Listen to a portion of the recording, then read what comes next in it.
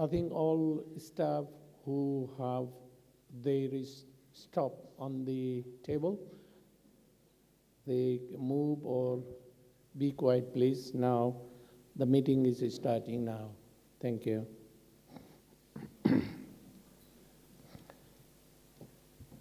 Good evening, everyone. I would like to welcome you all to the Hanworth Area Forum. I am the chair of the meeting, Councillor Vishnu Gurung from Hanworth Park Ward, and I would like to ask my fellow councillor to introduce themselves and the ward they represent. First, I would like to ask the Hanworth Park Ward councillor. Good evening, everyone. Councillor Farah Kamran, Hanworth Park. And I would like to ask the Hanworth Village Ward. Good evening, everyone. Alan Joseph from Hanworth Village. Good evening, everyone. Councillor Aisha Tariq from Hanworth Village. Thank you, members. And this is for the public. Please note that member of the public can choose to record of report in the other way. On this public meeting, if you wish to do so, then please read the council protocol, which can be found on the council's website. Copies of the protocol are also available at the meeting. The council asks that you avoid recording members of the audience who are not participants at the meeting. The council will seek to facilitate this. However, anyone attending a public meeting does so in the knowledge that recording may take place and that they may be part of that record. Hope everyone understands. Now move to the next agenda, with the election of vice chair. We are vacant for the vice chair, so I would like to ask councillor to agree my nomination that Councillor Farah Kamran is elected vice chair of the Hanworth Area Forum. May I ask Councillor Tariq I will second. Thank you. Is all members agreed? Thank you. So, Councillor Farah Kamran is vice chair of the Area Forum. Congratulations and well done. Thank you. Now let's move to the apology and absent, declaration of interest, and any other communication from the member. Any apologies of absent? No. Thank you. Any interest to declare for any item on the agenda? No. Thank you. Have any other communication to note? No. Thank you.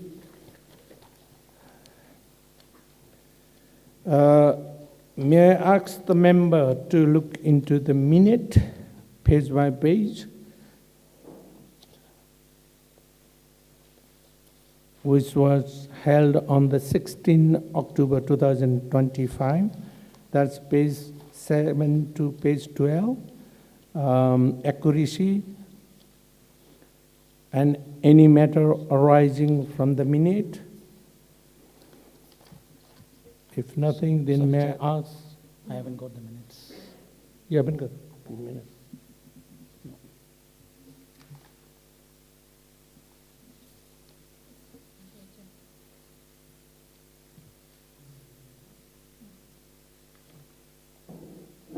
Nothing from my side.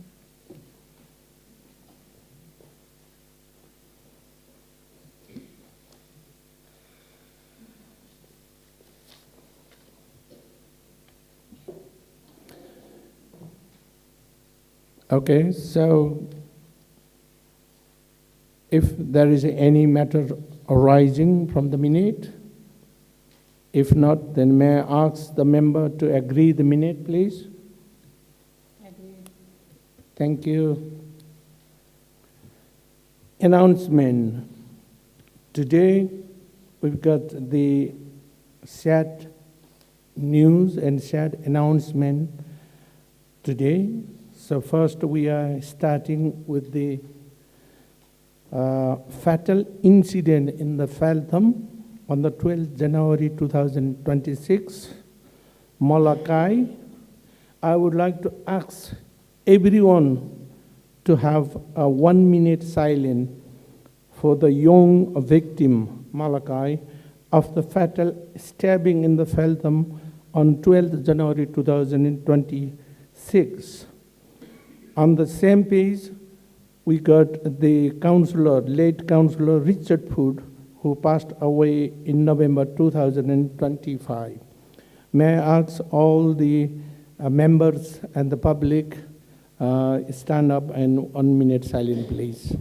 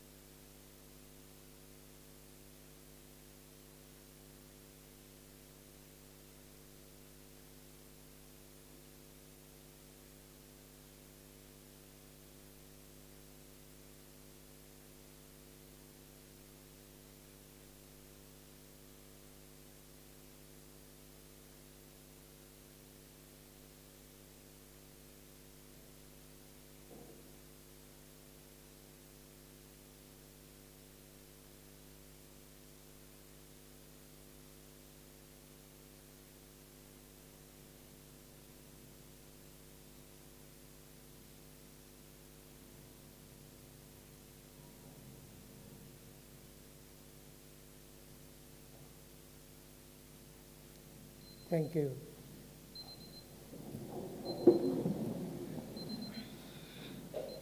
Who's going to read the statement? Statement.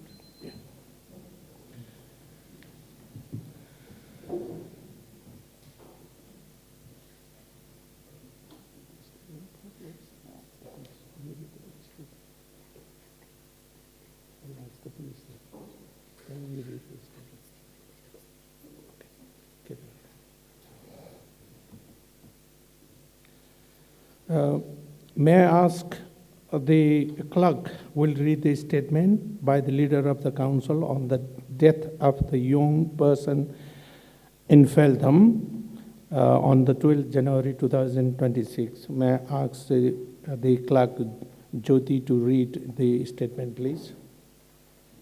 Thank you.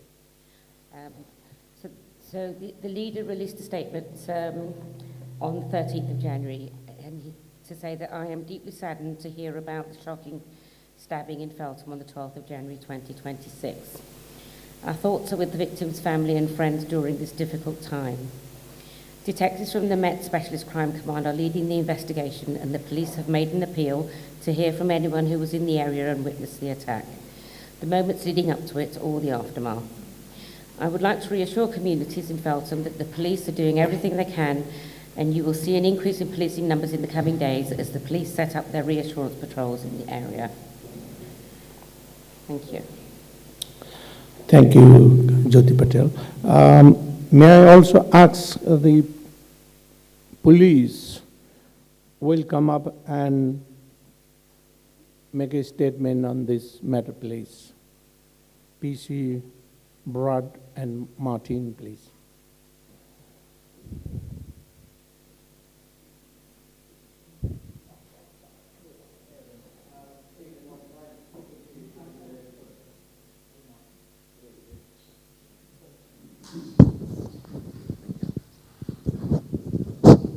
Okay, evening everyone. My name's PC Adam Billings.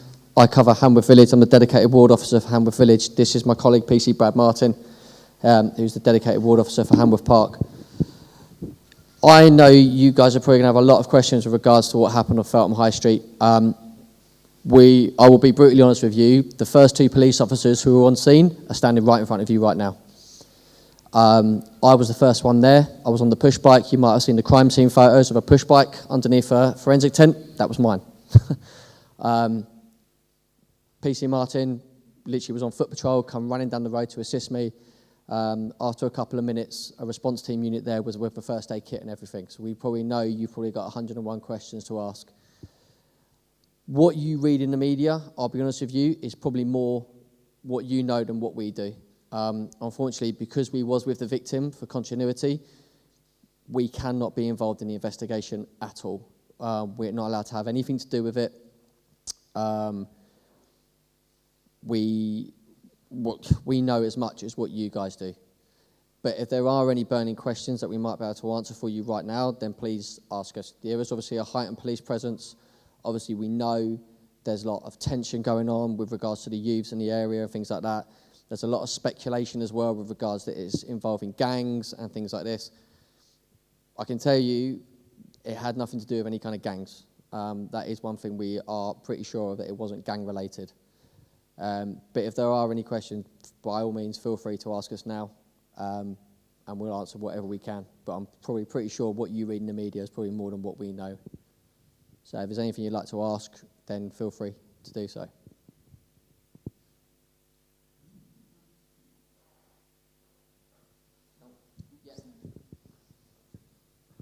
Hi, my name's Sarah Houghton. I'm a teacher locally and I help look after the park here on Hanworth Air Park. So I'd just like to ask you, what do you need as police officers for support in Feltham High Street? Because this is not a new thing with the incidents which are going on at the moment. What do you need? Do you need more staff? Or do you feel the youths need more support? Please share with us. There's a couple of things. Ideally, we need what we'd probably call what they call a town centre team.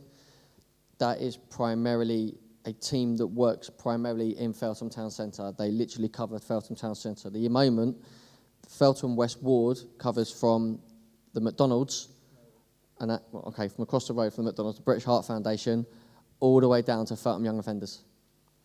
There are 2 PCs that cover that ward. It's, with regards to Feltham High Street, obviously that's just one part of their ward and things like that. Us as a team from Feltham, we do as much as we possibly can with Feltham High Street. We are out there as much as we possibly can, high visibility patrols, on bikes, on cars, on foot patrols, things like that. I'll be brutally honest, I don't think there's enough for the youth to do around here. I think they congregate on the high street. Obviously, you've seen shoplifting, copious amounts of food gets taken from Greggs. I'll be honest with you. There is nothing for them to do. There's not really anywhere for them to go. We've tried and said to them, there's a park over there, go hang around in the park, play football, things like that. For some reason, they congregate on the high street. I don't know about you, but my parents used to say to me, go where there's people in uniform. If you're going to go out, go where there's people in uniform, go where there's going to be cameras, go where it's well lit. Unfortunately, the high street has got all 3 of them things. You've got us in uniform, you've got security, there's CCTV cameras everywhere, there's buses going in and out of there, got cameras on them, and it's well lit, and it's, and it's attractive. And for parents' peace of mind and safety, that is a place for them to go. But for the community, all they see is kids on the high street causing issues, and we do know this. So I think, personally, they need somewhere to go and they need something to do interactive. But this obviously all comes down to funding. Again, where's that money going to come from? That's the big issue. We can try and get a town centre team. At the moment, with the Met, things are getting disbanded. Where's the money going to come from to build a whole town centre team? And things like that. Because it's not just about a town centre team. You then need a sergeant to be in charge of those officers. You need a whole different remit. The map would have to be redrawn out and things like that. So it's a lot. It's not just a case of, we'll get more officers in. It all comes down to funding and things like that. That's what I think is probably one of the biggest issues. That is the biggest issue, yeah. Anything else? Anybody wants to know? Can I just ask, do people want this heater off? Because I'm seeing people with it in their eyes. Yeah? All right. Sorry, guys, it's going off. I just wondered, I passed that area a day or so before, there's about 20 or 30 kids. Yeah. Did they used to have like dispersal orders and things like that, or is that not a thing now? So a Section 35 dispersal order has to come from an inspector on duty, and there has to be a number of calls with regards to antisocial behaviour or criminal activity happening. So, for instance, if there's 4 or 5 incidents that's happening in Greggs, they're now spilling out and they're causing issues with regards to traffic, they're running in and out of bus lanes, they're jumping on and off buses. An inspector for 24 hours, I believe, for 24 hours can put a Section 35 dispersal zone in place, which means we go out in force and say, got to leave. If you don't leave, we'll basically pick you up and we'll take you out of the area. That is what the power gives us to do.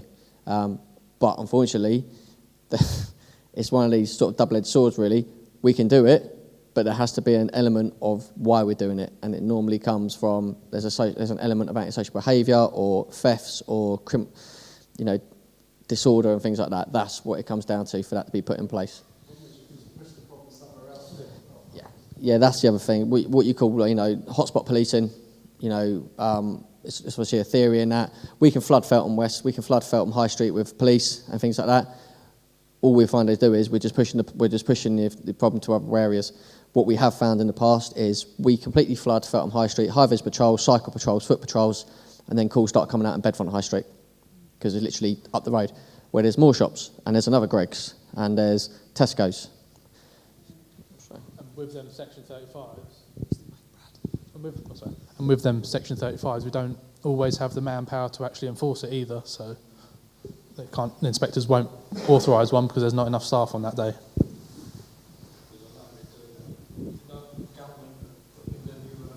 Police organisation like spending millions on sort of fraud and things.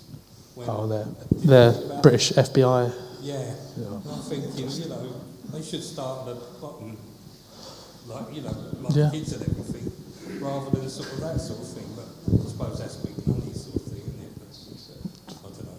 It just seems a bit. It does all come down to costs and things like that. We can only do so much. We're not the biggest team. It's 10 PCs in the office? 10, 11 PCs in our office. We obviously all work different shift patterns. Like I myself, from who's from Hanworth Village here? You know how big the ward is. Yeah. You've got one PC that covers that. That's me. I'm literally trying to police the entire of Hanworth Village. All the overnight crimes that happen in Hanworth Village come to me for secondary investigation and things like that. So the amount of work that we have got on is, a lot. It's not an easy task. Yeah, and when we deal with something, so if a response team go to a call, they deal with something, they then get, the crime then gets passed on to another team to investigate. If we deal with something, we deal with it from the very start to the very end. That's all the interviews, all the paperwork, building the case file, CCTV, statements. It's a long process. It's not an overnight fix, unfortunately. Yeah.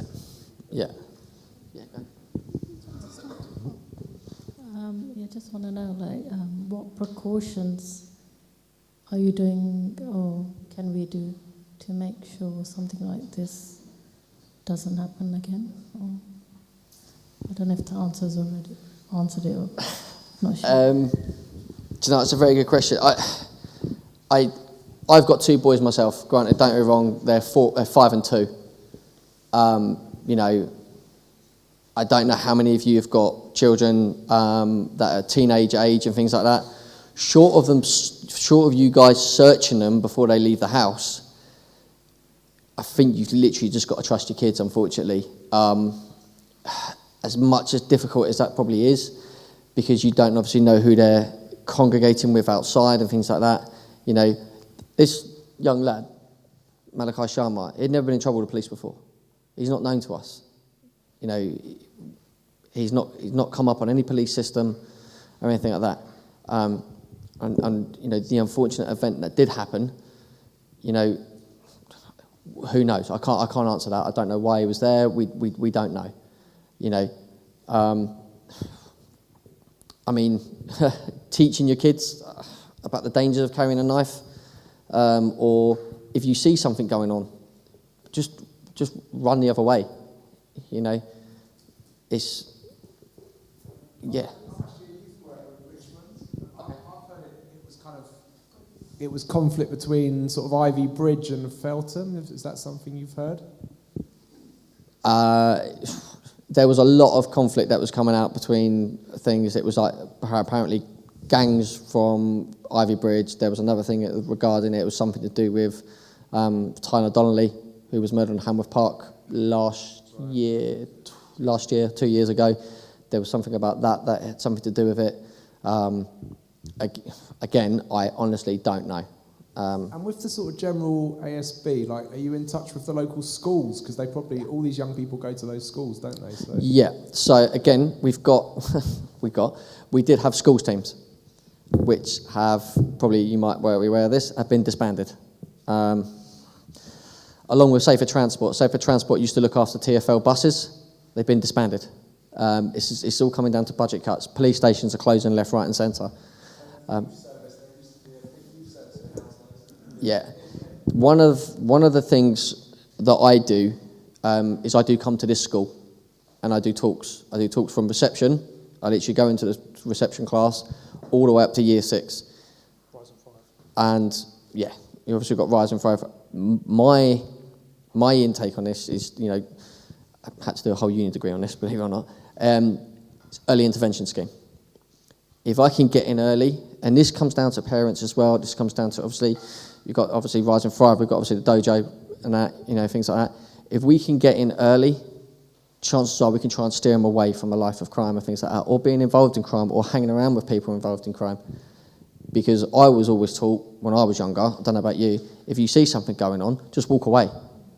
You know, I was also taught as well, if you ever needed help, run to a policeman.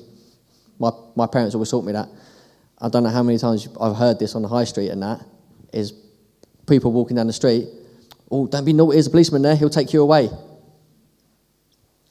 Straight away to a 6 or 7-year-old, you're putting that thought in their head, I don't want to go anywhere near him. You know, and you're straight away putting us on the back step. You know, my parents always taught me, go to a policeman, they'll help you. It's a job, you know. But unfortunately, it's not the way it is anymore. So yeah, we're trying to do the early intervention scheme, going into primary schools predominantly, trying to teach younger people about what can happen, about trying to stay away from crime, without trying to put the fear of God into them as well. You know, online gaming at the moment is huge. You know, so many of these kids that go online and read these things and things like that, you know, and see these things, and they think you know, you got 12, 13-year-olds that are playing Call of Duty thinking if you get injured, you hide behind a rock, your energy regenerates. When, you know, in real life, we know that's not true. So trying to teach them is obviously the best way forward at the moment, and I think that's all we can really do.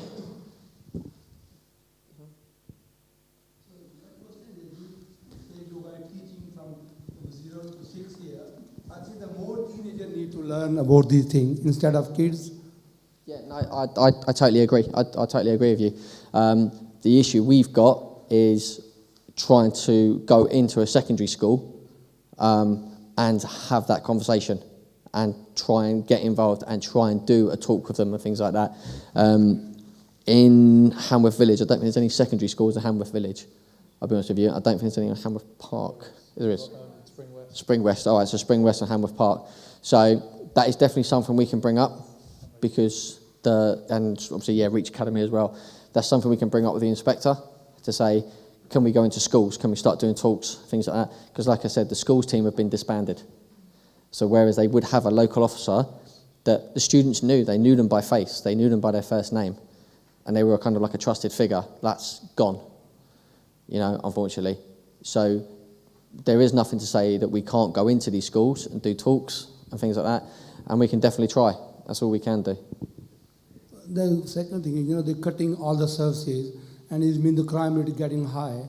As you telling me, they cut the transport police, they're cutting the other police as well. How you think the community feels safe when the budget is cut, police is cut, everything, service is cut, and we pay every year more council tax, more taxes, and when we got the services, is cutting down everything. Yeah, I'll be honest with you, I totally agree with you. Boris Johnson promised 20,000 more police officers on the street when he was Prime Minister. Or Mayor, sorry. I say, Prime Minister, can you imagine that? When he was Mayor of London, he promised 20,000 more police officers on the street. Didn't even get close to it. The only way we can sort of say is we try and make you feel safer in that is by proactive patrolling.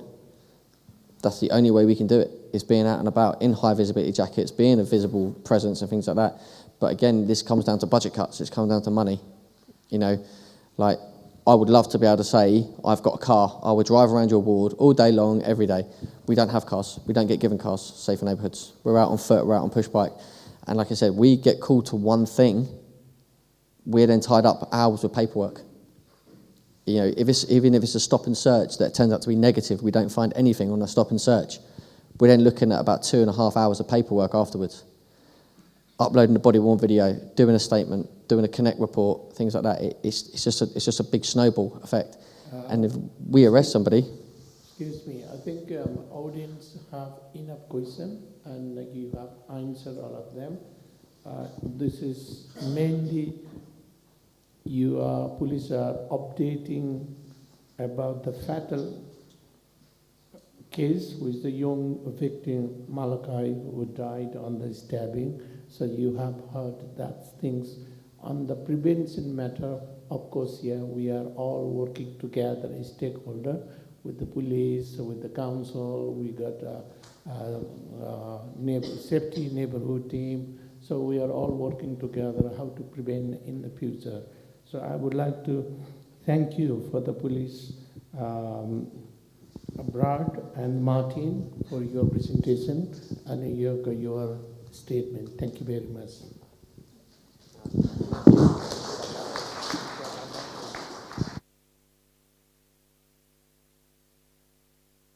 Okay, now we got tribute to read. First is Councillor Richard Food. As you know, the late Councillor Richard Food passed away in November 2025, and I am reading the tribute to Councillor Food by the Mayor of Hounslow at the last council meeting, followed by my fellow councillor will also pay the tribute to Councillor Food. So tributes. We start this evening with the sad news of the death of our colleagues and friend, Councillor Richard Food, who passed away after a spell in hospital on Thursday, 20th November 2025.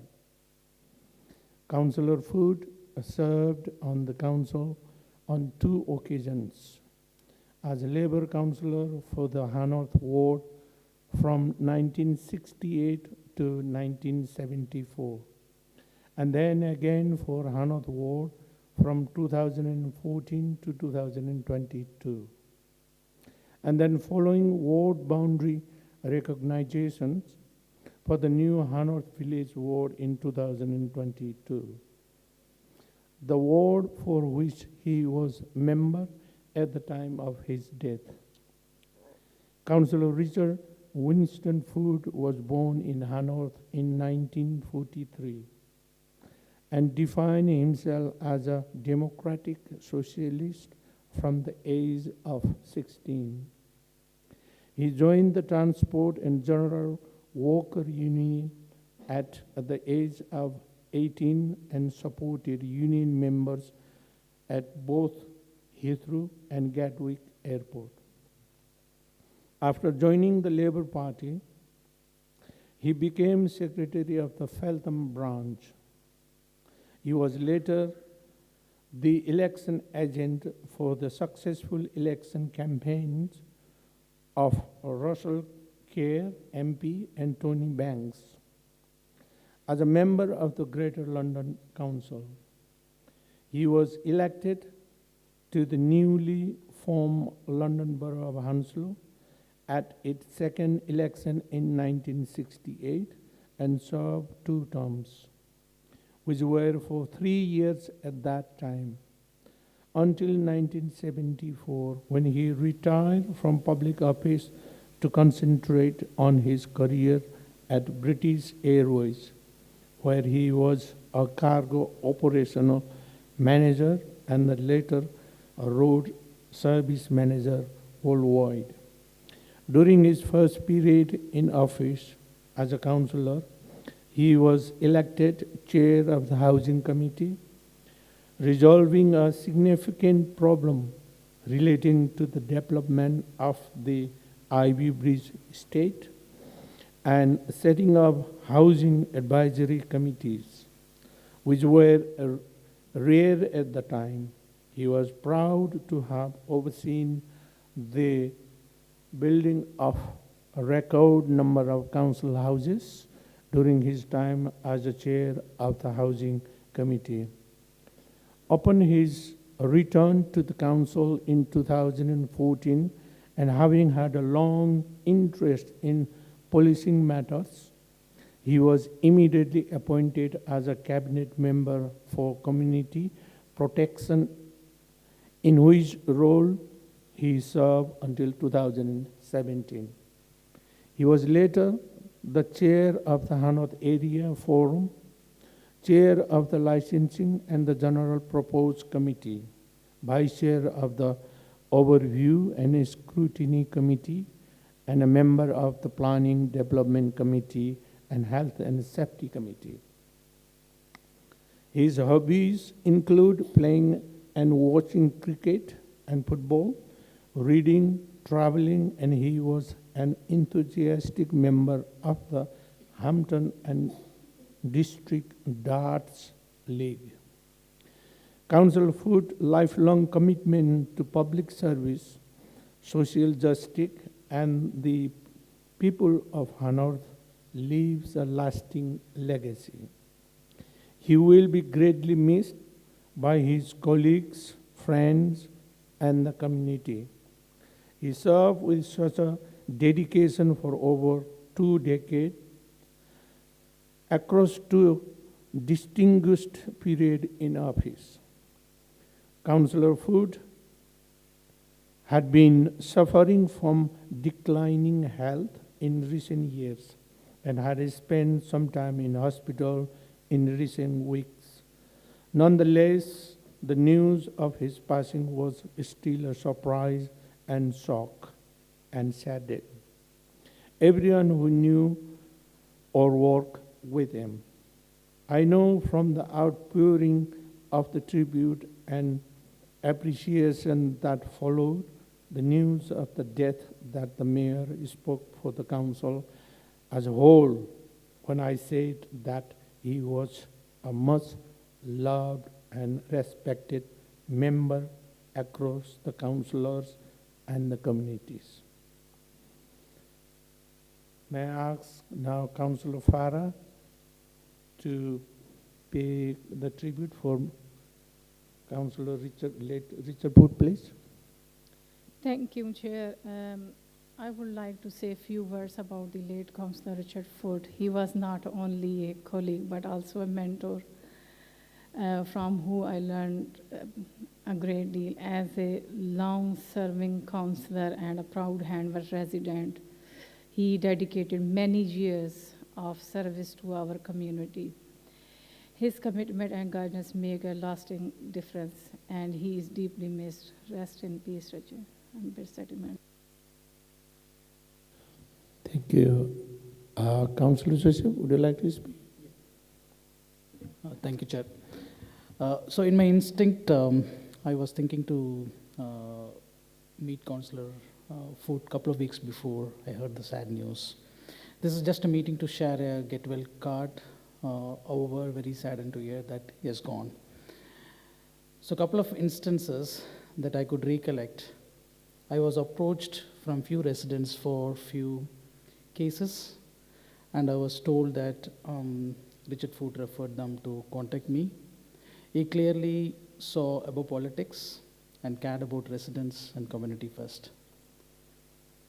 And on other instances, when we have been on a community visit, and I saw him standing in a meeting and got him a chair to sit. After some time, when we walked to another community site, he was waiting for me to offer a seat next to him. This showed how integrated as a colleague he was. Whenever he saw me around for any meeting, he could always wait for me to settle down before he started the meeting. Condolence to his friends and family. Forever remembered. Thank you, Councillor Foote. Thank you, Councillor Joseph. I now ask Councillor Tariq, please. Thank you, Chair. I would like to pay tribute to Councillor Richard Foote, who served Hanworth Village Ward with dedication over many years. Richard was deeply committed to his community and worked tirelessly on behalf of residents. I would greatly miss his presence with me in my ward. On behalf of all of us in the council resident of Hanworth Village Ward, our sincere commendation go to his family, friend, and all those who had the privilege for work with him. Thank you. Thank you, Councillor Tariq. I also would like to thank you for the audience for the participation in the 1 minute silence.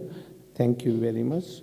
We now move to item number 6, response to open forum question on the 16th October 2025.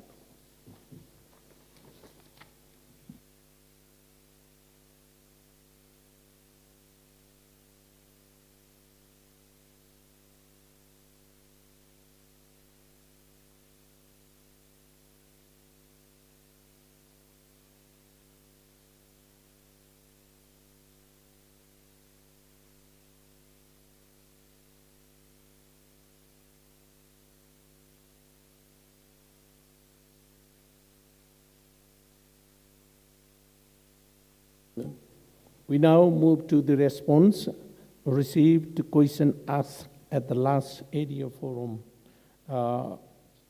Question number 1 from Nick Moore. Asks for the councillor full support in managing the redevelopment of the Muller Dairy.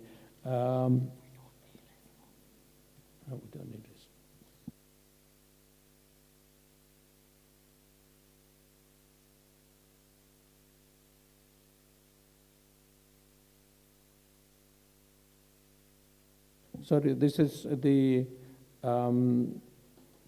response is already responded. So I would like to ask the Councillor Joseph to update on the HMO property in Charles Road, please. Thank you. Thank you, Chair. So this with regard to the HMO issue in the Hanworth Village. The planning enforcement team has been in contact with the developers of the property. They've advised that their intention is to operate the premises as a Class C3B dwelling, namely up to 6 people living together as a single household and receiving care. If the development is implemented strictly in accordance with this use class, which means C3B dwelling, formal planning permission would not be required. The owners have indicated that they may submit an application for a lawful development certificate in order to formally confirm their position.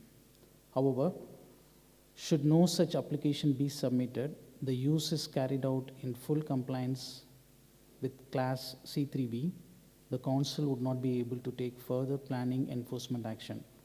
At present, the planning enforcement team remains in regular communication with local residents and will continue to liaise with them on relevant matters as the development progresses, and will continue to monitor the situation as appropriate. Thank you.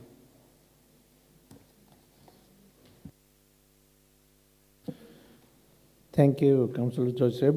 Now I would like to ask the question number 3, which is regarding to the Hanworth model aircraft. Shall I ask Councillor Farah Kamran to update this one, please? Thank you, Chair. This question was raised in the last area forum from you, and we had a response. We had an on-site meeting on 5th of November 2025, which included both the football club and flying zone. They agreed to work together and temporarily shift the flying area to accommodate the football.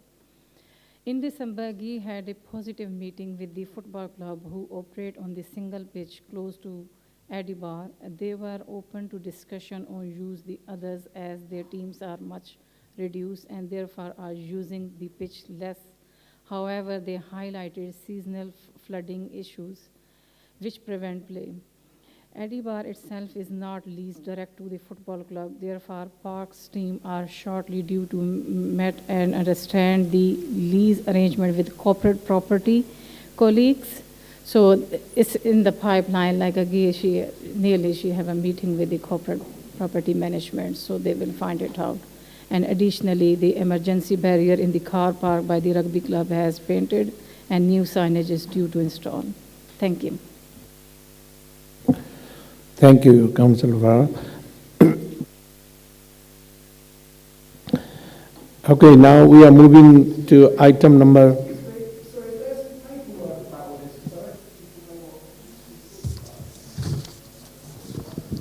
We have a few agendas. The agenda's up there, but other than that. I think they're talking about points from a previous meeting. Yeah, we can see what they're talking about. Just hold on a second. The open area forum will become still on the way, so you don't need to worry. They're asking about minutes, Councillor, so you can find previous minutes for any of the area forums online. We don't print them as we try to save paper as best possible. I'm really sorry, guys. Yes. Hope your query is answered. Thank you. We are now moving to another item, which is we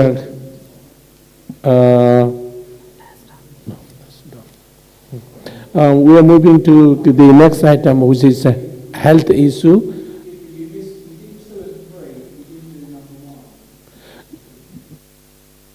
Sorry, number 1, we have done it already with the Joseph, Councillor Joseph, who read out the update. And number 2, which is Councillor Kamran, has already covered up number 2 and number 3. So we haven't missed anything. So.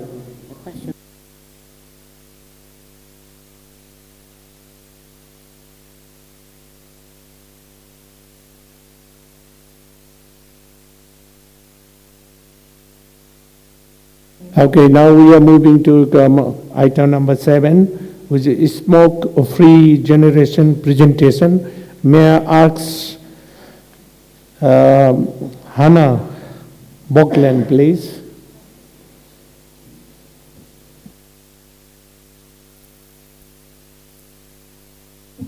Thank you.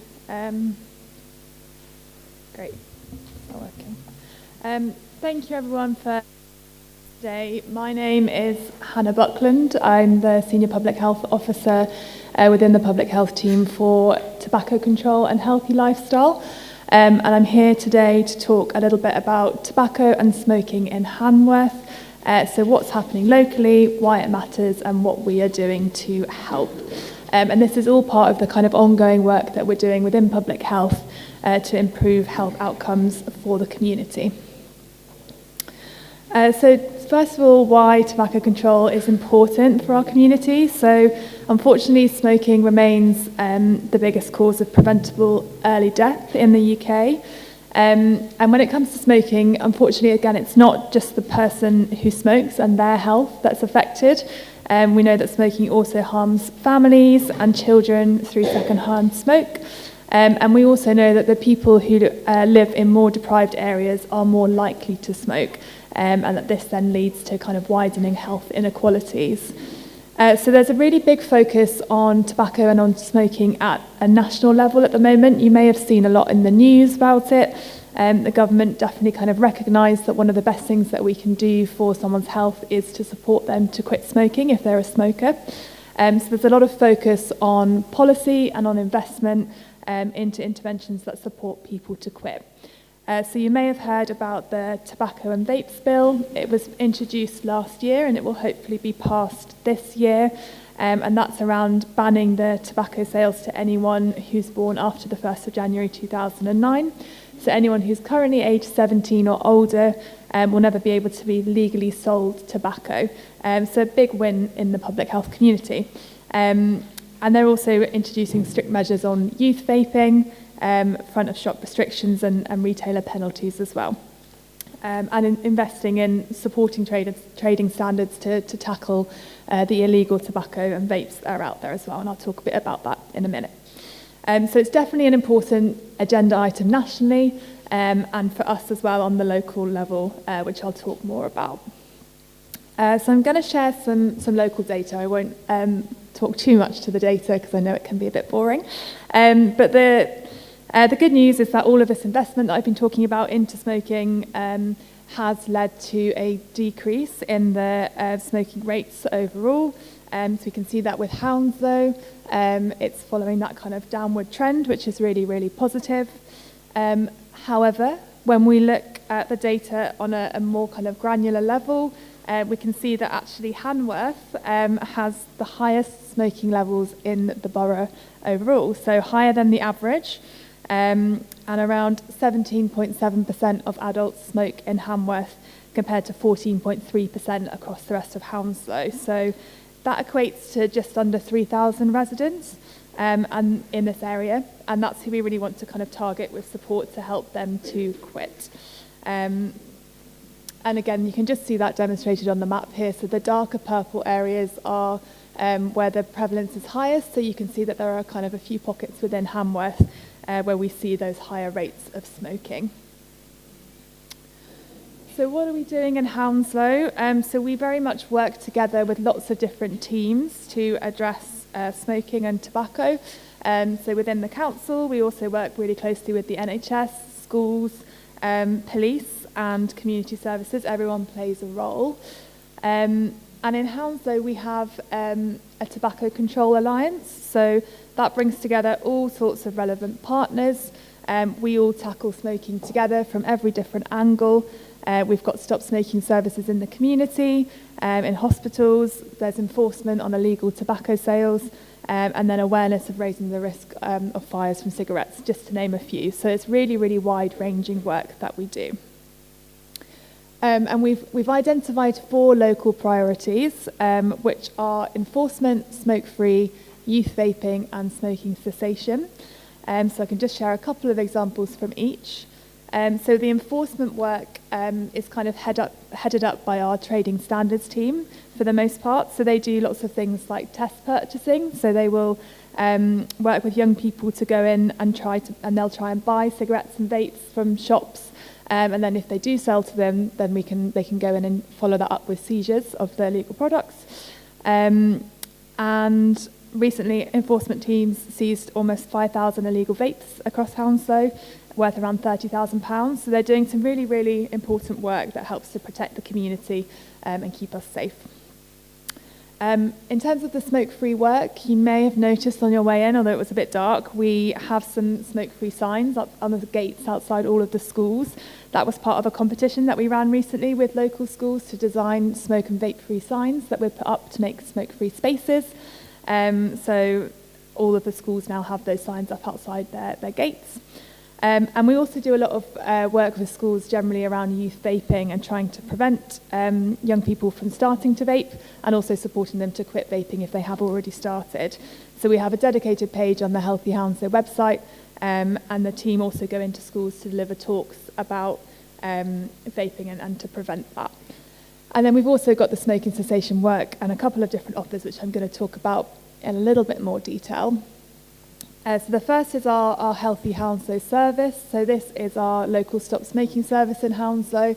It's free to access for anyone aged 12 plus who lives, works, studies or has a GP in the borough. It includes up to 12 weeks of nicotine replacement therapy, so you may have heard about things like the patches or the lozenges or the gum to help people quit, or a free nicotine vape. And then people also get free one-to-one behavioural support, so that might be in one of the different community locations, or it could be over the phone as well, so whatever's more convenient for the person. Probably the most local clinic to here would be the one that we have at Feltham Library. So one of our advisors is stationed there every Tuesday from 1 till 4 o'clock. But we are actually establishing a Healthy Hounslow hub at the Hanworth Air Park Leisure Centre. That should be up and running soon, so that will be much better located, obviously, for Hanworth residents.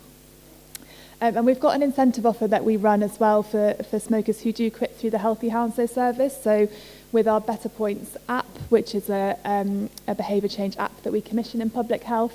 So residents can earn better points by doing healthy activities, things like walking, cycling in the borough, but also attending services like Healthy Hounslow. So if a smoker quits smoking with the Healthy Hounslow service, they can earn up to £50 in better points, which they can exchange for high street vouchers and supermarkets, things like that.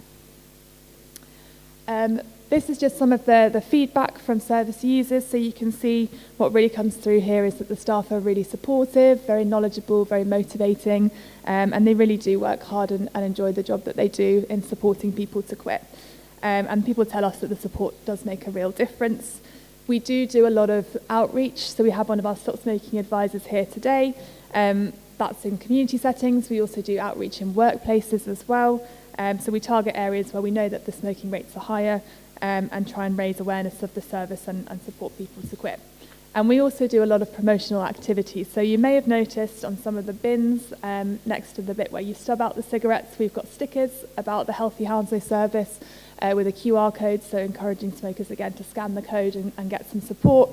We've also recently advertised on pharmacy prescription bags and on some of our bin lorries as well. So really just trying to get the message out there in any way that we can. We've also got a new offer that launched last month, so on the 1st of December, which is called the Swap to Stop scheme.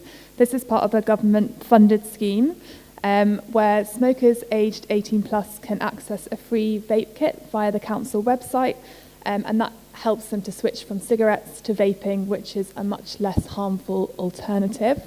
So basically, you can just go onto the council website. If you're a smoker, you're aged 18 plus, fill in a quick form, and then the kit, you get a code in your email that you can redeem on the vape provider website, and the kit gets sent to your home. So ideal for somebody who maybe doesn't want that behavioural support, that advisor kind of conversation. They can just give a vape a go and see if it's something that can help them to quit smoking. And that's it from me. Thank you for having me here, and I'm really happy to answer any questions that anyone may have.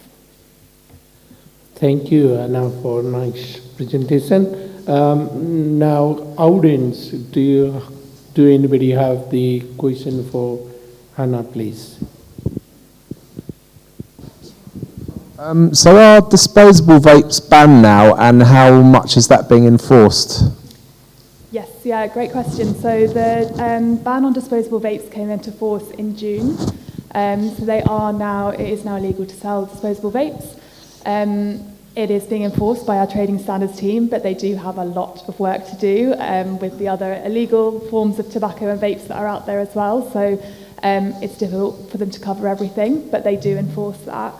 Also, what often happens is that they've kind of redesigned vapes that were disposable vapes. They've now made them refillable, but they look very much like the ones that they had that were disposable before. And so now you can recharge them, you can change the liquids, but it looks like the old disposable ones, so it's quite hard to tell the difference. But yes, it is now illegal to sell them, and our trading standards team are keeping a close eye on that.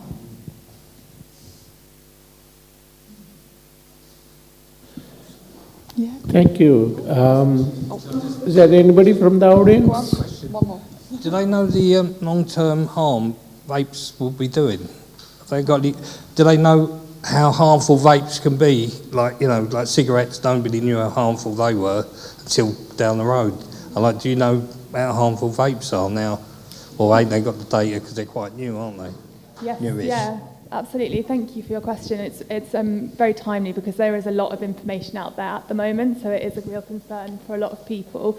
They are relatively new on the scene, vapes, in the grand scheme of things compared to tobacco. So the harms aren't fully realised. So just say, have they got tobacco in them? No. So a vape, there are different types, but mainly vapes have nicotine in them, and that's the addictive substance that's also in cigarettes. But they don't have, because they don't burn the way that a cigarette will burn, they don't have the harmful chemicals, the toxins that are in the cigarette smoke, and they don't have the tar either. So they are a much less harmful alternative, but we can't say that they are risk-free because they've not been around long enough for us to know that. But we do pose it as a harm reduction approach, and that is based on the evidence that's out there, and it is government and NHS backed. Thank you for your question. Thank you. Yeah, I will give you this one. I noticed that we are the worst in the London Borough of Hounslow. Hanworth is the highest number of smoker. So it's a suggestion that we or your group need to put more priority within our area in Hanworth village. One, you are already picking up the workshop in Hanworth Air Park. And would you also consider one in the bird farm area as well? Because we need to reduce at least in not a minimum, but at least in average. It is really disappointing that we are the coming up and higher in Hounslow.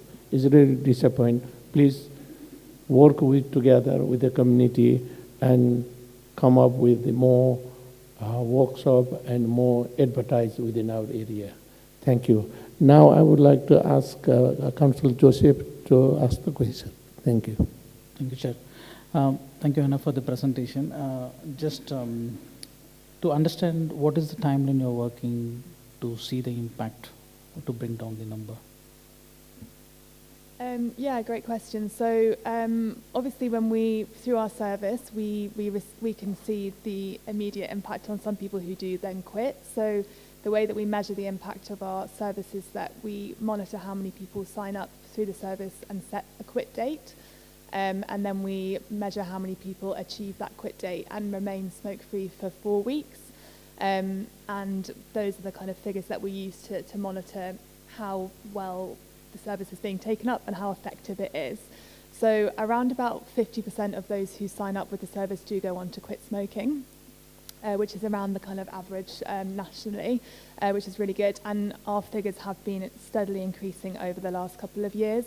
We've been very lucky to receive additional government funding for stop smoking initiatives. So we've been able to fund an additional 2 stop smoking advisors since November 2024. So we've got extra capacity within the team. We've got 7 advisors now. So we're able to do a lot more work in terms of we're able to see more people, go to more outreach, and then support more people to quit smoking. So part of the money goes towards those advisors, and then the rest is all about promoting the service, making sure that everyone's aware that the service is here, and doing things like the other swap to stop scheme, and making sure that people are aware of that as well. So there is a lot of work that goes on, and we do very carefully scrutinise the data to make sure that the work that we're doing is having an impact. So we can share, I don't have the numbers to hand, but we can share the number of people who are quitting smoking through our service, every quarter, every year, and at the moment that number is on the increase, which is really positive. Thank you, Councillor Joseph. Councillor Tariq, do you have any? Okay, thank you. Thank you very much, Hannah, for your presentation. This is very helpful, and hope we need to campaign very much priority in the Hanworth area. Yeah, and I also thanks to audience for the question to ask how we can carry on from here, and maybe next couple of year we come to the less than any other area. So So let's work together. All need to work together, and we make sure we are safe here. Thank you. Now, I would like, we are now moving to next item, which is community spotlight. Community spotlight. Today we got the Environment Agency Portland Brook findings. This is the long-standing action plan for us. So it is very nice that we got the finally the Environment Agency for the presentation. So I would like to invite the Luis Allen for the presentation, please. Thank you, Luis.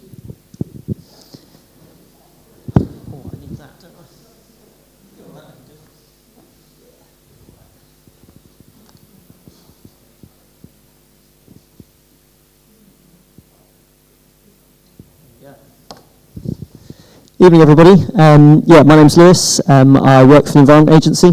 We are the government organisation whose job it is to regulate rivers, look after rivers, and my job is what's called a catchment coordinator.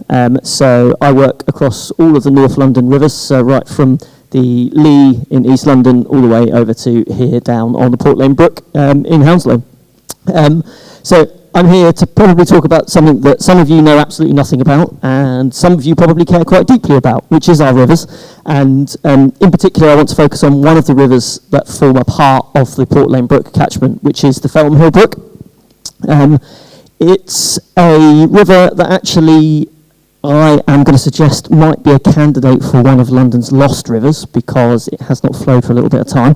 And if you go down to the Feltham Hill Brook today, that's what you see. And I think that's typical in the upper part of the Port Lane Brook catchment as well. It's gone completely dry, and frankly I think risks disappearing from all of our collective memories and just becoming one of these lost rivers that we will hear about in books and places in central London and things like that. So I'd like to give a bit of history why I think it's gone dry, this river in particular, and potentially explore an option that I may have come up with to try and bring it back to life, which I think would be really exciting if we can do that. So where did the Feltham Hill Brook go? So this is a map from the 1880s showing where the Feltham Hill Brook used to be.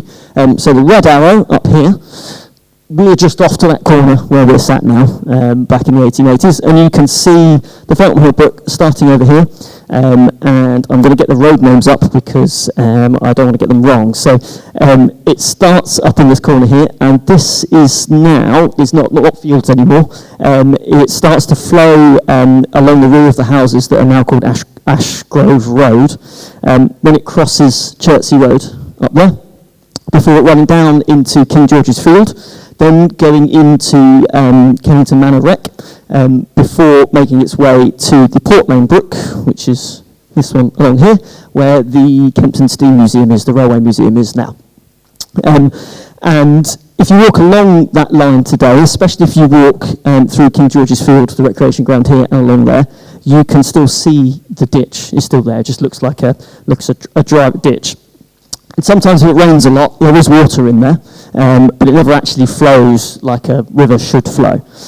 And it's been that way from as far as I can tell from local residents that have helped me along the way with this. It's been that way for about 30 years. So we think somewhere late 90s, early 2000s, the river started disappearing. And really, that disappearance is a story of human change. So we can see from this image from the 1950s, the Ashford Common development starts popping up where there was all those fields before. That is the route through King George's Field, and you can see already it's disappeared from the part of the catchment. You had Ashford Common development, and you had all the gravel extraction that went on over there. So that started to get rid of the river at that point. So west of Chertsey Road, by the 1950s, it's basically gone. But we are sort of lucky in some respects in that the water did remain in the channel from King George's Field in the 1950s. And we think basically it wasn't really being fed from all those developments anymore. It was actually being fed by Heathrow by the Southern Balancing Ponds, which are up here, Prince's Lake. And it used to basically receive water from Prince's Lake that was effectively not artificial, but semi-naturally moved through the channel. So that even after all the development was built and the gravel extraction went in to cut off the natural supply of the river, there was still water flowing through the system. Now, unfortunately, there were some major infrastructure projects through the 1980s. The Felton Relief Sewer, which some of you may have heard about, was constructed to effectively take water from Prince's Lake and drop it in at the Port Lane Brook near the museum, near the Railway Museum. And that had the effect, unintentionally I'm sure, of bypassing the Felton Hill Brook and effectively cutting off the last of the supply. Now, there was still water in there in the late 80s after this was built, and basically there's a groundwater abstraction at the BP site there. They were taking water out of the ground for some of their facilities, and that was just ending up being pumped into the river. So basically, it was completely artificial. It was getting pumped out of the ground, used by PP, and then dropped into the river.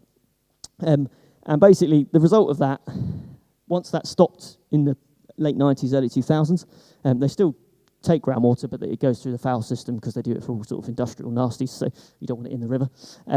It ended up with where we are today, which was that photo of that dry ditch that I showed you at the start. So all the fish gone, most of the aquatic plants gone, any of the invertebrates that were living in there gone. And I think, from my perspective, I think the area has lost a community asset that would have been present had that flowed. Shoot, go on. Flowing river with lovely eels and fish, and it was fantastic. We used to get kingfishers all the time. It was amazing. Yeah, absolutely. And I think it's that's really important, because it's not just about the fact the water's gone. It's that everything that lived in the water and everything that enjoyed the water is gone, and you are left with that messy-looking ditch with a bit of litter in it and some dead plants, which obviously is not amazing. Now, the Felton Hill Brook is part of the wider water body. It's part of the Port Lane Brook. This is the Port Lane Brook as it crosses the junction at the A30, the Port Lane Brook is not A30, sorry, Country Way in the M3 junction. That's the one. I'm on 5 different London roads at the moment.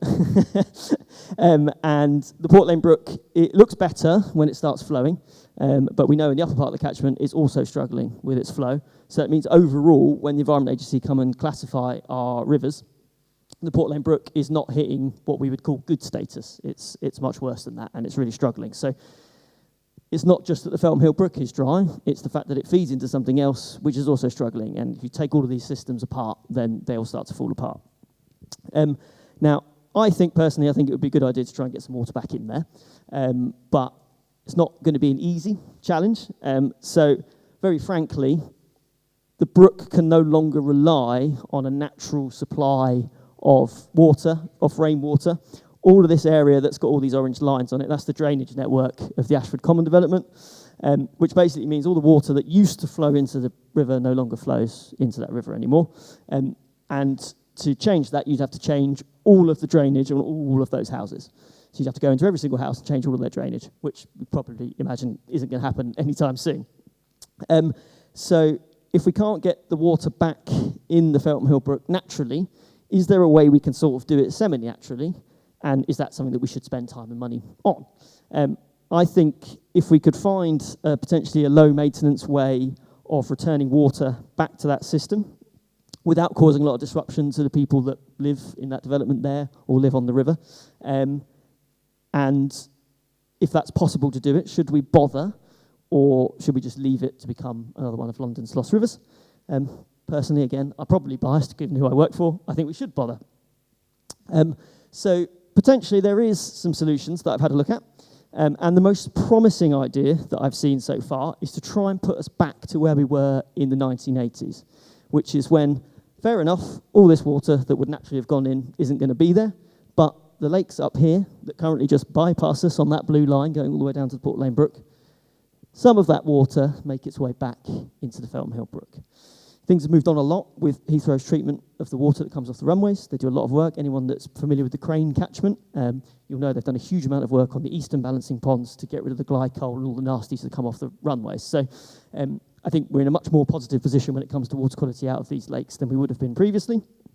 And actually, could we return some of that water potentially through the original route or through some kind of bypass back into the channel there? As I say, it wouldn't be a natural flow, but it would at least put water back into the channel. So in view of potentially being able to explore to do that, I've had a bit of a think about what the next steps might be. I need to find some money, which is a common question, but we need to find some money. And that sort of work sort of planning work to do that would be split into a couple of different phases. So first, that kind of desk-based work at the start, which is where I am now, is to try and go through all those old maps, go through the old drainage plans, confirm who owns all these bits of pipework, because no one seems to own all these bits of pipework. No one wants to claim ownership of these bits of pipework that are all operating and loads of water flowing through them, and understand how all that water moves, how much water's moving, how fast is it going, how does it change over the course of the year, and what would that then look like if it ended up in the Feltham Hill Brook again. We'll then need to do a lot of site investigation, so I'll need to work out what's the condition of all this pipework, can it still be used, what sort of surveys do we need to carry out, and what condition is it in terms of its structural integrity, could it actually handle getting reused again. And then if we get all that way and we get to a point where we get a solution that works, we need to model it to make sure we're not going to start increasing flood risk or changing things like that, all that sort of stuff that we have to do as the Environment Agency to try and make things a bit better. I've got one more slide, then I'll come to you. I know you're dying to get involved. And obviously, if I can fill out all those steps, we'll get closer to potentially restoring some water back to this river, which, as I say, personally, I think would be a really good thing to do, really good thing for our environment to do, and hopefully for the people that live there as well, to have a really nice flowing river back through their gardens again. It is a bit of a journey, though. We're at the very beginning at this stage. It's taken me a long time to kind of get to this point. And eventually, I'd like to see the river starting to look like the Crane again, which this is the Crane in Little Park there, really starting to look really lovely. That's the work at Twickenham Rifle Club they've done to take all the concrete out and eventually try and bring these rivers back to life again, which across London is happening. And I'd really like to see that continue. And I'd like to one day, for those of us that live in and around the Feltham Hill Brook, to be able to experience it the way that the people that live in Twickenham get to experience the Crane getting better over time. That would be amazing. And I've done a lot of work with local residents who have been great, helping me with all this information, giving me old maps, giving me all the historic information they've had from when they've lived here for 20, 30, 40, 50 years in some case. So if anyone that does actually want to get involved, I'm sure, Emily, my email address will go out with today. So if anyone that lives local wants to get involved and wants to hear what I'm doing and try and help me try and find a bit of cash, although potentially I may have some cash, which is really exciting. Still, I can't say we've definitely got cash, but I think we're almost there. And hopefully one day we will find that lost river of London again. Okay? Thank you very much, everyone. Yeah, thank you. Oh, lots of questions. There are a lot of questions, but the problem is Louis is from very far away, so he has to go. I've got 15 minutes. We'll be all right. We'll be all right. Yeah, so just a quick question, please, for him. Thank you. Shoot. I walked Feltham Brook Way this morning, and I was staggered at the amount of fly tipping that's in the Port Lane Brook. It's behind Fernside Avenue, and it runs up towards Elmwood Avenue. Yep.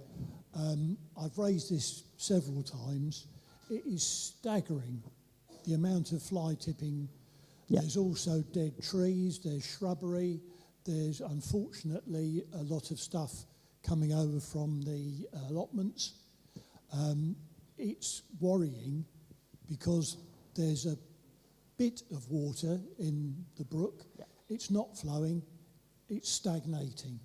And I know there are a lot of residents who are very concerned, particularly in the summertime. Yep, absolutely. And that stretch of what we probably call the lower Feltham Brook, as it reaches the top of the Port Lane Brook, is definitely an area of concern. I think the key things for you to be aware of are sort of the day-to-day maintenance of river channels is the responsibility of the landowner.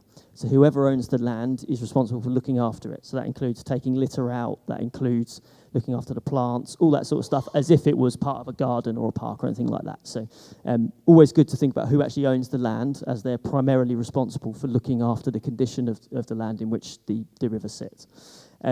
The second point to consider is that if it was a bit further down, for example, there's a lot more water. If you're ever worried that a blockage of fly tip material or something like that is going to pose a risk of flooding, i.e. water gets trapped behind it and then spills out into people's gardens and houses and things like that, that's when you call us. So our number is somewhere on there, over on the right there, and our guys will come out on an emergency basis and we'll take it out. If we think it's a risk of flooding, we'll come and take that material out of the channel.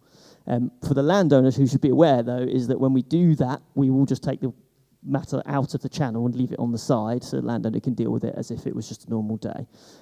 So there's a couple of things to be aware of when you're looking at those sites. So what I'd always do when these things are reported to me is I'll try and work out who owns the land and then go back to them and say, you need to look after your river channel a bit better.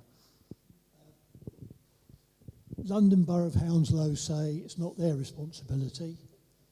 Thames Water say it's not their responsibility. And the Environment Agency say until somebody accepts liability, they can't do anything. And this has been going on for years. Yes. Perhaps if you, just so we're not going on this point for ages, if you send me an email afterwards, I'll follow it up. And as soon as I find the landowner, we can write to them and say, you're not looking after your channel.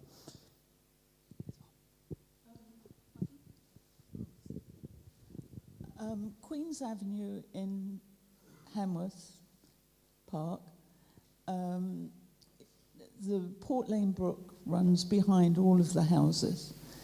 One of my neighbours said between Christmas and New Year, a part of a tree fell from the property on the other side of the brook, across the brook into their back garden and the next door neighbour's back garden. They reported it immediately. Nothing's been done. How long do you think they're going to have to wait? Did they report it to us or did they report it to the council? I think they reported it to the council. Okay. So again, probably the same answer applies. If you're worried from a flooding perspective, ring our emergency number, and that's 24/7. So the guy should be there within an hour or two. I can't even read that. Oh, sorry. So if you have, we'll give you the details. That's fine. Yeah, not a problem at all. Yeah, not a problem. Where were the hands? There's a few. Who are you picking? What's you, Lewis? Let's go one row back. So, as I understand it, I think my husband was emailing back in 2020, and I understand that it was Thames Water who diverted the water. Is that correct? You mean through the Feltham Hill Brook area? Yes. Yeah. So this is one of the things I need to try and work out is that this red line, which is the diversion, which effectively dried the river up, even though this is kind of the problem. The semi-natural supply that got divided by there. It's called the Feltham Relief Sewer. The maps, given it's called a sewer, that would make it think it was the water company, but it was done in the 80s, so that was before Thames Water existed.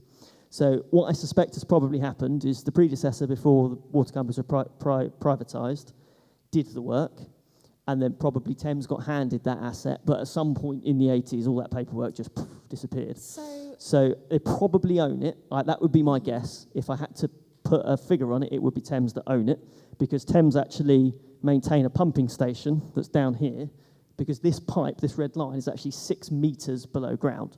So what's that, 18 feet under the ground, that pipe sits, and they pump that water back up to the surface, back into the Port Lane Brook.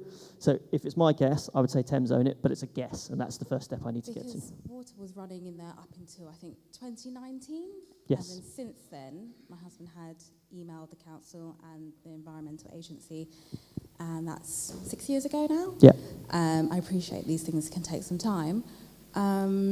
But if Thames Water did divert it, or whoever, did they have permission from the council? Is that legal? It affects the wildlife. We have ducks that come every March, I believe. And all sorts of other wildlife. So no, absolutely, and that's really why I want to bring it back, to be honest. I think this is probably our best option for getting some of the water back. It's not the original source of the river, So we need to be very clear that diverting that didn't cut the river off from its natural supply. Building those houses cut it off from the natural supply. But if we're going to get water back, that's probably our best bet. And I probably got approached by local residents that live along the bottom of the channel in King George's Field, probably end of 2023, 2024, that sort of time. And we've just sort of I've been plodding through it as we can, just trying to dive into the history and get all these old maps and try and work out what the hell's going on. And it's only been in probably the last couple of months that I've started to feel like I'm in a position to say, actually, I think I've worked out what's happened. This is what I think we could do about it. And now can I have some money to investigate whether that's actually plausible or not. So I'd like to see if we can bring it back, but we'll see how we go. And, sorry, lastly... No, you're all right. Was this, or has this any connection to the Mogden sewers? No. I'm working on a similar project on the Lower Felton Brook, which I'm a bit further behind on because there's even less information available for that, which is at the top of the Port Lane Brook, joins at Felton Brook Way. And I wonder potentially if the spring that fed that channel, which is at Bedfont Green, near the High Street, I wonder if that goes to Mogden now, just because it's got into the wrong pipe. I don't know that for sure, which is why I'm not in a position to sort of present on that yet, because I'm still a way to go off that. But clearly that would be something for Thames. Thames don't want rivers flowing into Mogden, because it means they're treating, effectively, spring water and wasting loads of money and effort on that. So if that does prove to be the case on Lower Felton Brook, which I say I don't know for sure, and I can't stand here and tell you that's definitely what the happen is, I think I've got a very good case on the Lower Felton Brook as well to say to Thames, you could probably pay for this, save yourself loads of money at Mogden for this river that you're currently treating. And, sorry, lastly, how, I do appreciate there's a lot involved, but what's the time frame for this? But does that mean 20 years, 30 years? I mean, this. Well, I'd like to do it, so that would be nice. And so I am potentially in a position where I've got some money to do that first phase, their study. I've spoken to a consultant that's hopefully going to help me with that. They're going to want a couple of months to do that. Then I've got to find some money for site investigation. Probably won't be until financial year 27, 28 that I get some money for that, because it's all done on financial years. Then I've got to do the modelling. Then I've got to get, so years yet, I think. But ultimately this first step will probably give me a good idea whether it's even feasible or not. And we'll get an answer whether it can happen, or we're going to have to say it can't happen, and we'll have to accept that. I mean, I don't want to accept that, but we'd have to accept that. Okay, thank you. Yeah, you're right, still got 5 Yes, hello there. I'm Alan Rice from Feltham History Group. We've met a few times. How are you, Alan? I'm a bit surprised as to where you're determining where the water comes from. My friend and I, we disagree wholly with that. It does not come from the lake up Bedfont. It came from, as you mentioned also, Bedfont Green, 3 ponds that used to be there. Feltham Hill Brook, which starts in Ashford Recreation Ground, crosses the Feltham Road in Ashford, not far from the roundabout, goes behind the houses and behind the school, and you can see the brook. It's just a channel, no water in it. Yep. And then it goes into Greenfields Avenue and runs all the way down, piped under Greenfields, until it gets to Chertsey Road or Cadbury Road, not quite sure which one, before it goes off to BP and then into Groveley Park. Yeah, so there's your source is wrong, I think. Well, there's another channel that comes through here. This is the one you're talking about. That lower one should be Greenfields. Along this one here, basically. I know it's not marked on the map, but it effectively goes through the BP site and then runs under here. Yeah. Roger and I, we've been walking that now for the last 20 years. Yeah. And we've walked every inch of that from where it rises, as I say, in Bedfont Green or in Ashford Recreation Ground. And you'll also see, before that, there was also one from Ashford Manor. There was a small brook come out of Ashford Manor, but that was closed. Yeah. I'm not quite sure when, but you can see it on there. But as I say, we ourselves feel that you're talking in the wrong area. So, I mean, this is the map that I think you sent me, Alan, actually, from the 1800s. And that shows, obviously, Chertsey Road's there. That shows the river going off up to where, obviously, it stops there, but Prince's Lake will be a bit further up there. This one here, to the side... But at that time, though, Prince's Lake did not exist. It didn't come from there. Sorry? Princess Lake did not exist. No, at exactly. that time. Absolutely, 100%. So it must have had a spring or something at this point. Yeah, which is on Bedfont Green. Well, no, because Bedfont Green's over there Well, somewhere. Bedfont Green is Felton Brook. That's the lower Felton Brook, yeah? No, that's Felton Brook. Lower Felton Brook is Spring Road Brook. Yeah. Which is still, you can still see part of it. Mike's here, his bottom of his garden always floods. Yeah. Because that's where the Spring Road Brook used to be. Yeah. And it wasn't a very long brook, and it did meet up by the General Roy, meet up with another brook there, and then run off to feed the back of the moat at Hanworth. And they used to put some of the water into the moat and take it out again. Yeah. We met Mrs. I've forgotten her name now, but we met her on site there, and she showed us it all. Yes. And that's when we went. So That's when we went to the. When your second phase, i.e., on-site inspection, what we'd like to call it, we would like to go with you. Absolutely, 100%. It'll be really interesting, and because you've got this channel running through here as well, which is also basically dry, but it goes past the fishing lake, which I'd also like to do something about, ideally, some point. That's a bit harder, though, I think. That's the one I think might be going to Mogden, but we don't know. I think it's a definite to bring the guys with us, as always. Yeah, absolutely, 100%. Because they are the experts. Yeah, 100%. Not that you're not, Lewis. I think Sarah's got one more question, and then I've got to take him to the station. Sorry. Thank you. We get funding on Hanworth Air Park from Crane Valley Partnership. Fantastic, Is this, these brooks in the Crane Valley as well? And can we speak to you about how we might support funding to do a walk and other things to bring the history of the area together and bring you in? Would that be good? Yeah, brilliant. I work with the Crane. Obviously, I work with the Crane Partnership a lot. Worked with Rob and John at the Crane Partnership and Joe from ZSL. It was only in the Crane, we only sort of adopted the Port Lane Brook probably 2 years ago, because previously it was technically part of the Colne catchment, even though it just goes straight into the Thames. But no one was doing anything, so we thought, well, we'll take it and have a look around. And that's when I started getting emails about it being dry and started to have this whole process on, met Alan, met everybody else, and actually ended up in a position where we thought we might try and do something to try and turn it around. Otherwise, it would just disappear. But absolutely, the Crane guys are fully on with this and letting me crack on at the moment. But yeah, but it would be really good to work with that, especially. So we can, as a community group, put something together locally. Please do, as well. please do. Yeah. With you. Yes, because I say I'm trying to find sort of pots of EA money that I can find and just get a few grand here and try and drag it together to try and do something. So the more that can come together at scale, will be better. I think there'll be another meeting in the community in the near future. Yes, I think absolutely. that's what we'll say. Yeah, we've got minutes, councillors, if that's okay, because I've got to take Lewis. So, yeah. Just hold on a second. Louis, it is very interesting subject, and everybody would like to involve on this one. I think we need you again next round, but this time, of course, last question that I would like let you ask to Councillor Joseph for you, and then we'll wrap up.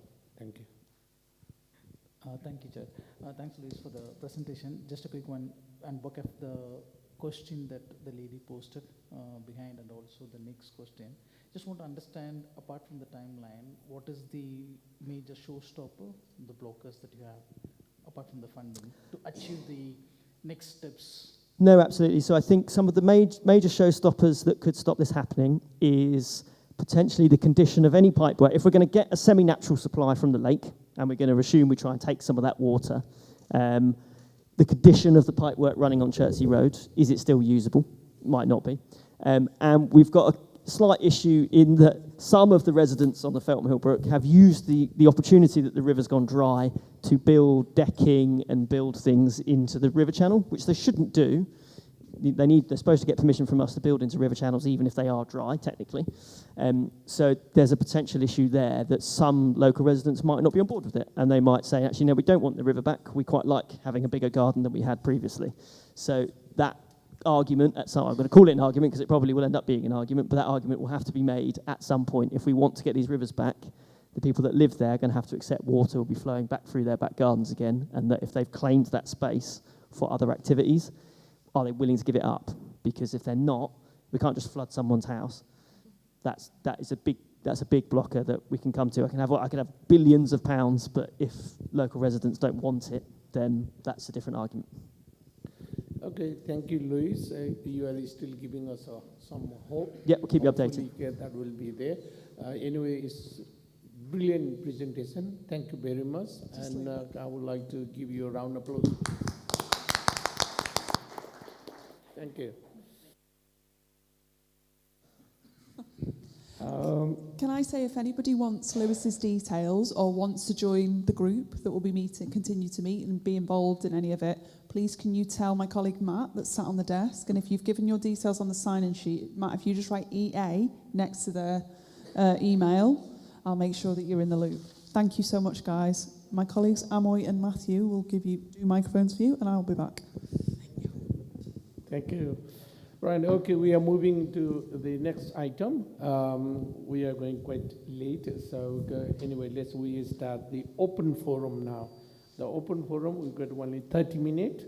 As usual, we now move to the open forum, and I would like just to remind the audience that a member of the public may raise matter of local concern. Please bear in mind the guideline for the public participation, and that it may not be possible to have a detailed discussion or response at the meeting. Point raised will be noted and used to inform the work of the area forum.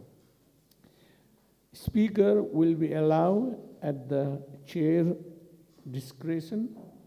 The chair will normally only allow 1 contribution per person, per item, and 1 item per person per meeting. Item on the main agenda should not be raised in the open forum. Item where the debate cannot be contained within the public forum may be continued at a future forum, or may be put on the future agenda with the official report. Now let's put on the floor, open forum. Any question from the floor?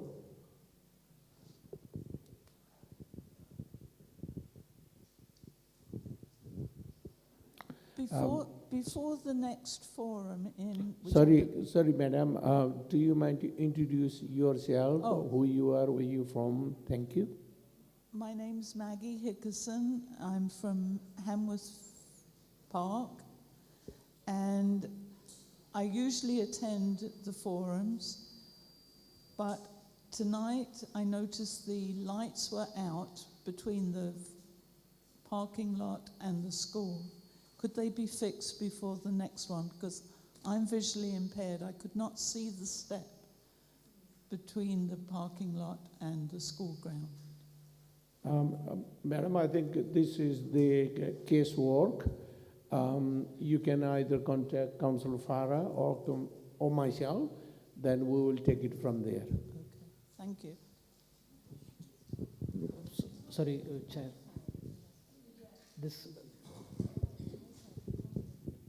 Chair, she's asking about the outside. You are talking about the parking area in the school. Yeah, okay. That is, under the school management. So we will notate your question, and then we will find out either school management can handle, or we have to take further action. We'll take a note of it. Thank you.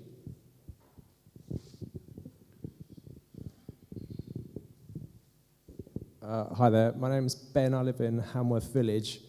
Does anyone know when the flags on Swan Road are going to be taken down?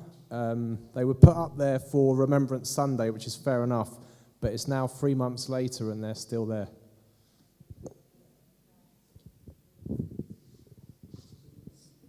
Yeah, we haven't got any update on that, but I can take it forward to understand whether those flags can be taken out. Probably after this meeting, I can meet you and get your email ID and details so I can respond back to that. Thank you.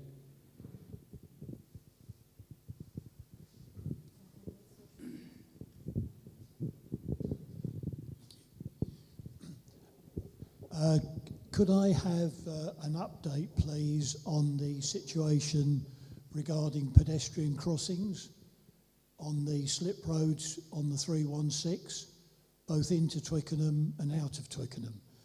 Apparently TfL have raised issues about the Muller Dairy development and lack of pedestrian crossings, and I understand now that Power League's extension has been approved, but there's also concerns being raised about the complete lack of proper pedestrian crossings on both the slip roads. Thank you. Yeah, thank you, Nick. This is the coming up on the action plan, and Councillor Farah will be updating later on. So that's going to be in item number 10. So we are still waiting for that. You will hear the update on that one. Thank you. Any other new question or new things that you want to raise? Thank you. My name is Frank Hannam. Excuse me. I'm the chairman of the Hounslow Borough Community Brass Band, and we were until very recently supported by the CPP, which is money from the Arts Council administered by the CPP, and we were set up 2016 and have been based in Feltham ever since. Last autumn, we were notified that the money that funded us wasn't being renewed, and we opted to become independent and to fund ourselves. This means obviously that we have to find money for a venue as well as an MD. I'm going to read you a quote now from the Defence Infrastructure Organisation Plan for the redevelopment of the MOD site off Air Parkway in Feltham, which is dated 19 September 2025. The housing-led scheme will be complemented by space for commercial and creative activities. This quote comes from, as I say, from the MOD themselves. My question is, what creative activities are envisaged, and are there plans to include a performance and rehearsal space, to include facilities for instrument storage for Hounslow Community Brass Band, and other similar local performance groups who are struggling to find affordable space to rent in the commercial market and face the prospect of being priced out of existence? Thank you. It looks like you are looking for a space for your things. We have noted your question, and we will respond on the next meeting. Also, I would like to ask you to attend on the fundraising fair in Hounslow. From there, you can also pick up some of the funder. They might be helping you to get some fund. But any further that you want to the space, then we will respond to you in the next meeting. Thank you. Thank you very much. I'll be in touch. And can I just add that if there's anybody here who wants to join a brass band, we take anybody and everybody.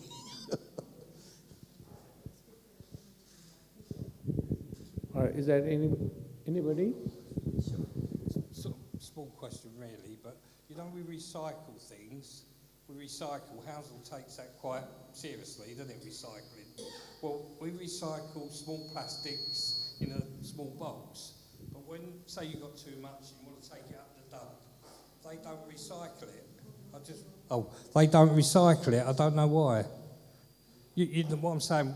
That households recycle small plastics, but when you go up the dump, they put it in family with everything. It's not like on its own like we do. I just wonder why.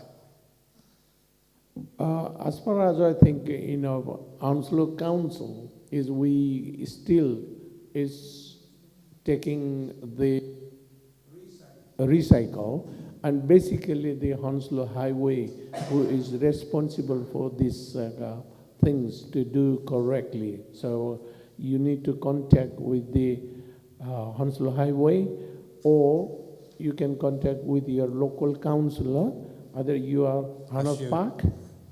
Yeah, That's so you, then I think. please do contact, either drop the email to me or Farah, then we'll pick it from there. Yeah, I did go to a forum before in the Assembly Hall, and a lady there called Sol said she'd get back to me, but she never got back to me. She was working for the council, and she said, oh, I don't know the answer to that one, I'll have to let you know. Just think, you know, we take it seriously, but surely, you know, the dump should have their own skip for small plastics, because I've seen loads of people come in and they say, where do we put the plastic? They say, oh, chuck it in the family one. I just, you know, just sort of a bit weird, isn't it? The way we do it, but they don't. I mean, there might be a reason, I don't know. That's it, really. You know, the area forum that you are talking is the different area forum. We are in here in Hanworth area forum, which is Hanworth Park and Hanworth Village cover up. Yeah, so if you have that sort of question, we can still take up, and then we can refer to them, you know, belongs to them, then they can take it, your query. Okay? Okay, thanks. I think that's all from the floor. Oh, Sarah, please, go ahead. Hi, thank you, Bishni. I just wanted to announce that as I'm a member of Friends of Hanworth Park House, as is Nick here. We are looking to set up a separate Friends group for Hanworth Air Park, and also to take under our wings a little bit our Rectory Meadows, and potentially thinking about Lettram Park the other side as well. So if anyone is interested to join us to support those areas, the green spaces in this green belt through Hanworth Air Park on either side, please please do get in contact with us. It's also possible, considering the information about the brook today, that we could support or try and put in a proposal to Crane Valley Partnership to work on promoting that area as well. So if anyone's interested, my name is Sarah Houghton, and this is going to happen hopefully over the next 6 months or to a year. Thank you very much. Thank you, Sarah. I hope everybody pick up that one, and we will help Sarah, and that is the point that, you know, we could work together. Thank you. I think that's all for the... Got one more question. Oh, one more. Oh. Hi. It's sort of a related question, but the Longford River, it's quite overgrown in places. Is that the Royal Parks or London Borough of Hounslow responsibility to maintain the river? I can answer that. It's actually because the river is owned by the Royal Parks, it's related to that, but anything the Parks team are also kind of a little bit responsible on the edges to look after it. I think if you go and look at the back of the room, with the master plan of Hanworth Air Park, which is still in consultation, and I really would recommend you go to the park site on the Hounslow Council's website to either support or however you want to do it, the opening up of the Longford River a little bit, which will not only help support the biodiversity of the park, which I've been working on for the past 3 years, but also the bats along the park and the river. We have 7 species of bat on Hanworth Air Park and within the grounds of Hanworth Park House as well. Some of them are related to the river, Some of them are related to Hanworth Park House, which is still in need of a bat survey. But yes, the bats love to eat flies, and so any opening up the river a little bit and supporting it will support the bat community and population. Thank you very much. Yeah, thank you, Sarah, for that. Is there anybody?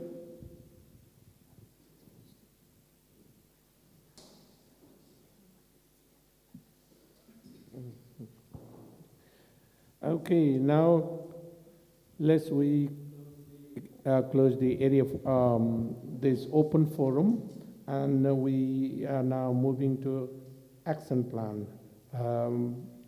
For this open forum, I'd like to thank you for the audience who raised the question, which is very good, and it will be responded on the next meeting. Now we are moving to the action plan. Item number 10. I will ask Councillor to present their action plan item. The first one is Councillor Cameron will give an update on the speed signage and crossing requests at the Muller roundabout. Councillor Cameron, please. Thank you, Chair. We have a limited update on Muller roundabout. There is currently no live scheme on the TFL program, as you already know.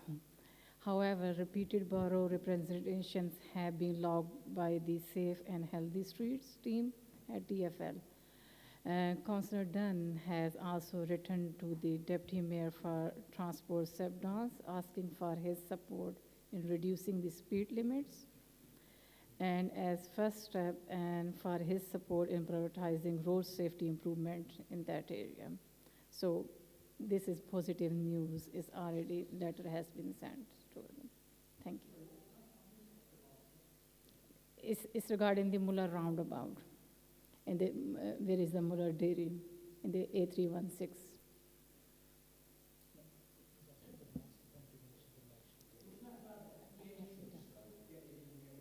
No, the last point is Councillor Dunn. She is the lead member for the roundabouts and highways and transport. So she already sent a letter to the Deputy Mayor for the transport. His name is Seb Dance, asking for his support regarding this project.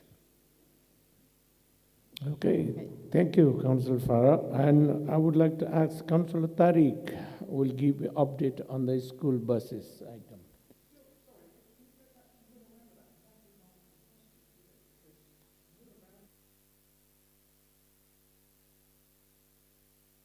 Albert, are you talking about the dairy?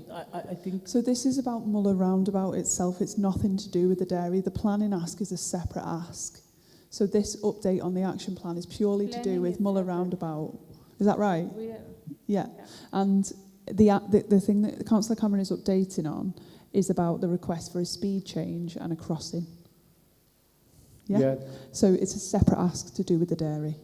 And the response that you were requesting earlier is we can't talk about an active planning application because we're not planners and we don't know anything else. So there's no update on the dairy as of yet. This is purely about the crossing and safety around the roundabout itself. Does that make sense? It's nothing to do with the planning ask, this one. This is purely about crossing at the roundabout. Yeah. Sorry, this is the separate issue. There are Muller roundabout is a separate issue. This is so that's a separate issue. Yeah, that's the separate. Does that mean I should have raised the question about the entrance of the roundabout? You can still raise the question that is from the other open forum. Yeah, so you can still raise. Yeah, but I would have raised it if I would have known that it was a separate issue regarding something else. Because my question was about the Muller roundabout, where the entrance is going to be in that planning application. So what? Yeah, but even though it's a planning application, it's still going to be cause concern for residents in that area as well as. I understand, and the councillors understand, that they work together, obviously. If there's a planning application on the dairy, it's going to affect the transport, we think. But it's a separate response, is what they're talking about now. So the response that Councillor Cameron has given right now is purely about, it doesn't mean they don't work together, and obviously if something happens in terms of the planning, it will potentially affect the roads. But yes, it is a separate question. Sorry. Okay, so this is the update which is Councillor Farah just gave to you, is responding to Nick Moore's question. So about the update, and she just update about the crossing and slip road, all those area. But the Muller roundabout you are talking about is the planning matter, so that is not included with this update. So hopefully you do understand. And if you still want to raise that question, I think that one is already raised in the last time as well for the planning application, and it is not coming up yet. So you can still put your comment or your objection, but I'm not sure whether it's alive. So I will have to check and I will come back to you. Thank you. Now we are moving to item number 11. Right, now is for the member. Sorry, I missed the number 2, Council Tariq. I did announce already that Council Tariq to update on the school buses, but we mess up here with the other questions. So, sorry, Council Tariq, please go for your update. Thank you. Thank you, Chair. School buses update, Hanworth Village, January 2026.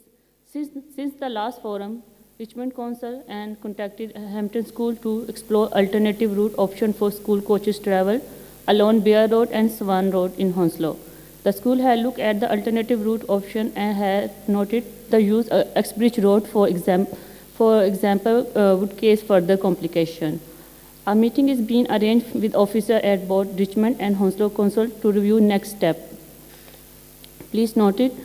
Richmond Council is carrying out the work to install a new pedestrian crossing outside Hampton School. As a result, Nottingham line will be closing for around 2 weeks from 22nd January, with school coaches divided locally. This may result in increased traffic on nearby Hounslow Road until 6 February.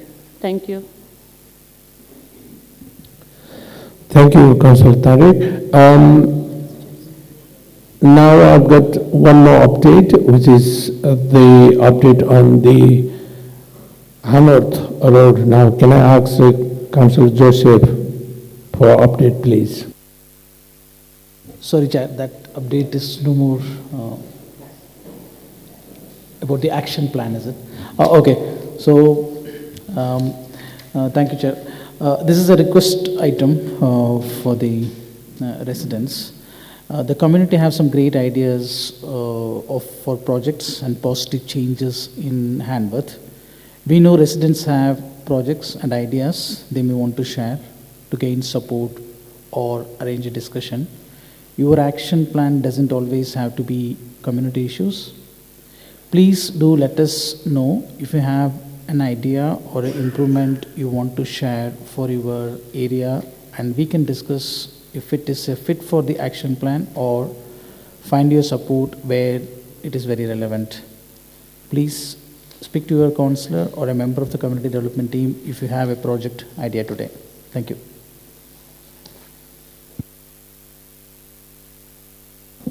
Thank you, Councillor Joseph. Okay, now action plan is now updated. Now we are moving into the item 11, which is AOB. Any other matter or any AOB?